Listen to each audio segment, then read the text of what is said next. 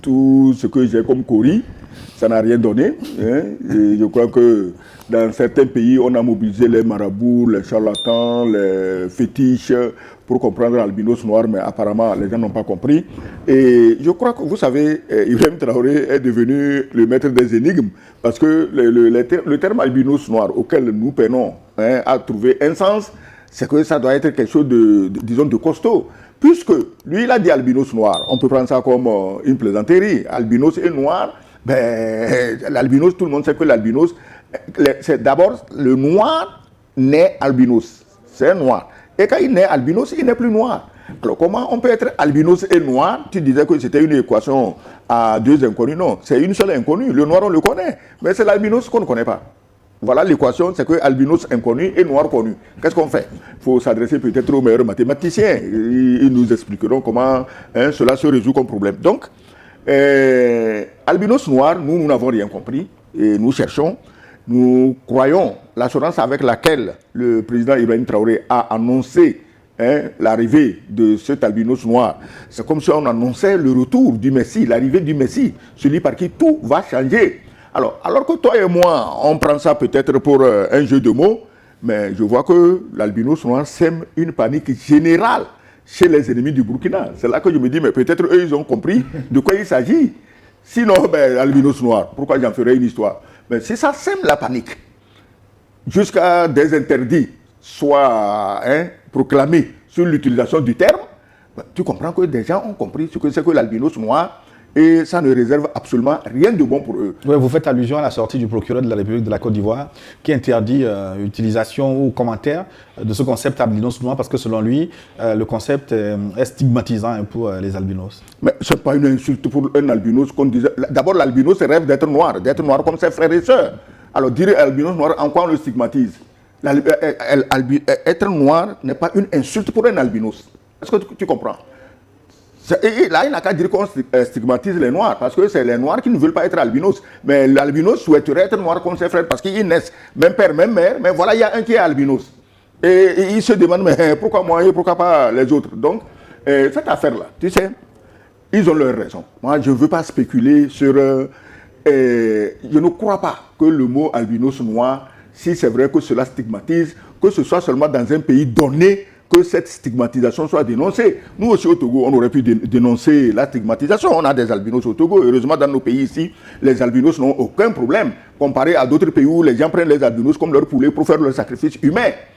Est-ce que tu comprends ça? D'ici, nous, on n'a pas de problème avec les albinos. On aurait pu, nous aussi, se redresser sur nos queues pour dire, ah non, Ibrahim Traoré, il ne faut pas stigmatiser nos albinos. Il n'a en rien stigmatisé aucun albinos. Les gens ont leur motif pour se mettre sur leurs ergots. Ils n'ont qu'à le dire clairement que voilà pourquoi nous, on n'aime pas l'expression albinos noir. Sinon, on ne stigmatise pas les albinos. Le monde est vaste. Ça m'étonne, ça m'étonne.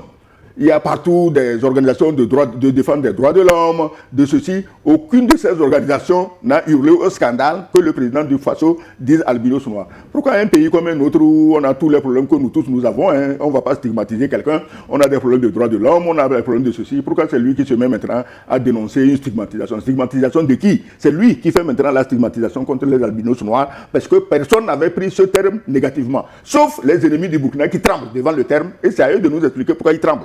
Luc Kabaki, le concept albinos noir, est-ce qu'il est injurieux? Non, mais écoutez, justement, est-ce que même le contexte dans lequel Ibrahim Traoré a parlé, mais c'est un contexte plutôt glorieux, c'est-à-dire l'albinos noir en question viendrait mettre un terme permettrait, en tout cas son apparition, permettrait de mettre un terme à la guerre. Donc normalement, c'est un messie, c'est-à-dire que c'est une opportunité qui devrait réjouir tout le monde à la fois, parce qu'en réalité, la guerre, elle sert à quoi? À tuer les gens? Ou bien c'est pas ça. Donc, c'est pour dire qu'en réalité, qui se sent morveux se mouche.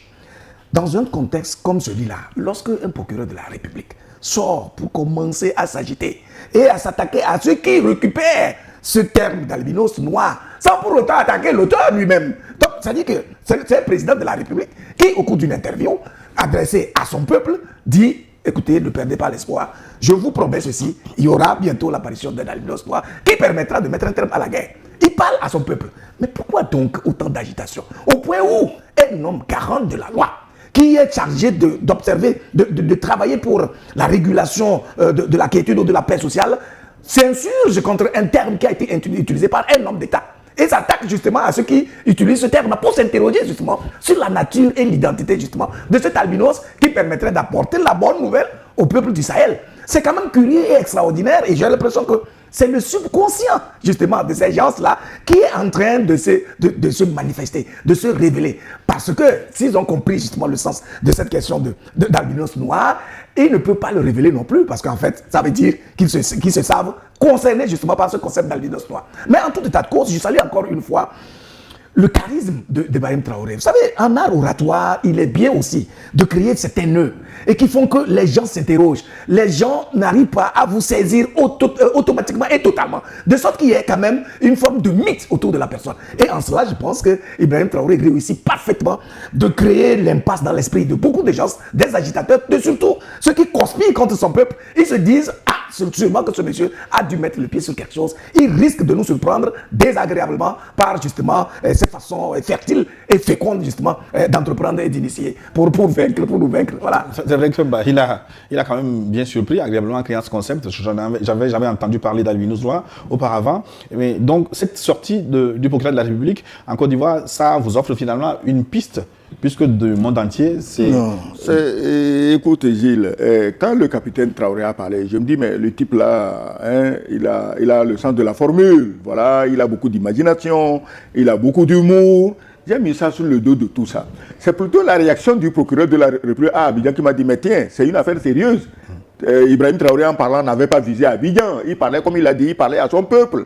Il a dit à son peuple, mais nous souffrons depuis des années, mais je vous promets que viendra l'albinos noir et la guerre prendra fin. Est-ce que c'est quelque chose qui aurait rapport avec la Côte d'Ivoire?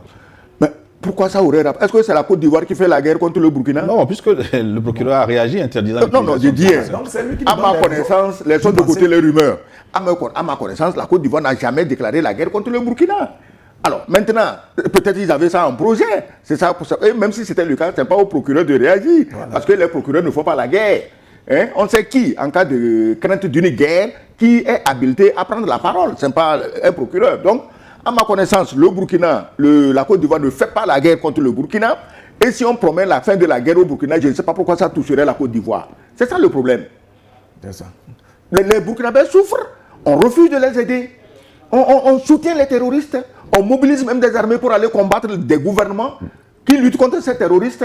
Et aujourd'hui, un président de l'espace AES dit, mes amis, mon peuple, bientôt on va sécher nos larmes. L'albinos noir viendra et nous sauvera. Peut-être il parle de Jésus-Christ, on ne sait pas. Hein? Pour les musulmans, ça serait bizarre. Oui. Peut-être il parle de Jésus-Christ. Ou bien, je ne sais pas si chez les musulmans, il est prévu le retour du prophète. Ou bien, dans ce cas, il parle du prophète. Il va revenir et nous libérer. Est-ce que nourrir un espoir pour soi-même et pour son peuple, en quoi cela touche un autre pays ailleurs? Alors, comme il le dit, il y a anguille sous roche. Le conscient et le subconscient se mettent en pleine ébullition, mais ils n'ont qu'à faire attention parce que maintenant la maladie AVC, là, ça se promène beaucoup, hein, parce que ce n'est pas la peine qu'eux-mêmes ils s'empoisonnent. Hein, Ibrahim Traoré leur souhaite bonne santé, il leur souhaite longue vie, hein, mais lui il attend son albinos noir et ils ne pourront rien contre l'albinos noir de Ibrahim Traoré. Je dis que moi j'avais pris ça comme de la plaisanterie, mais la réaction du procureur de la Côte d'Ivoire nous dit que c'est une affaire extrêmement sérieuse à laquelle il faut accorder beaucoup d'attention.